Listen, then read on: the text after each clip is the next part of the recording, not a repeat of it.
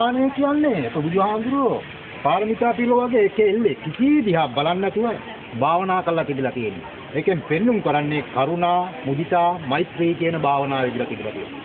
දුක්ඛ කියන්නේ ජූල් සිවුර. ශරීරයට ඇලිලා තියෙනවා.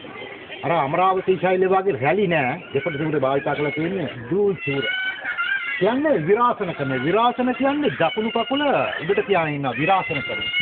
දැන් මේ බුදු කෙලම ප්‍රසිද්ධියටපත් වෙලා තියෙනවා කියන්නේ ඉන්දියාවේ ජවහර්ලාල් නේරු ලංකාවට ආපු අවස්ථාවේදී මේ සමාධි පිළිමෙදක බලලා විනාඩි ගාණක් භාවනාවේ කළා තිබිලා තියෙනවා.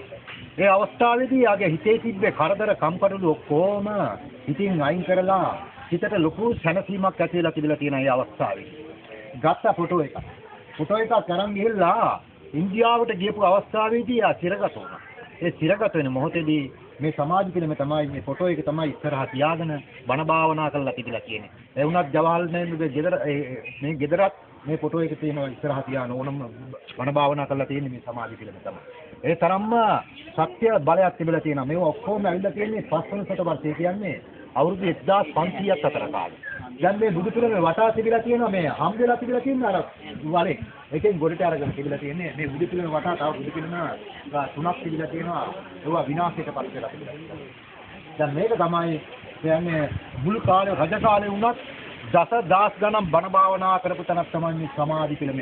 දැන් අර පුරා විද්‍යාභාවය පොඩ්ඩක් අඩු වෙලා තියෙනවා. අර නාසය සිමින්තියෙන් නගලා තියෙනවා. නැත්තම් මේ ශෛලිය වෙනස් වෙනවා. නැත්තම් පැත්තකින් අඩාගෙන පැත්තකින් හිනහදීගෙන මේ ශෛලිය තමයි තියෙන්නේ. දැන් අර පොඩ්ඩක් වෙනස් වෙලා තියෙනවා.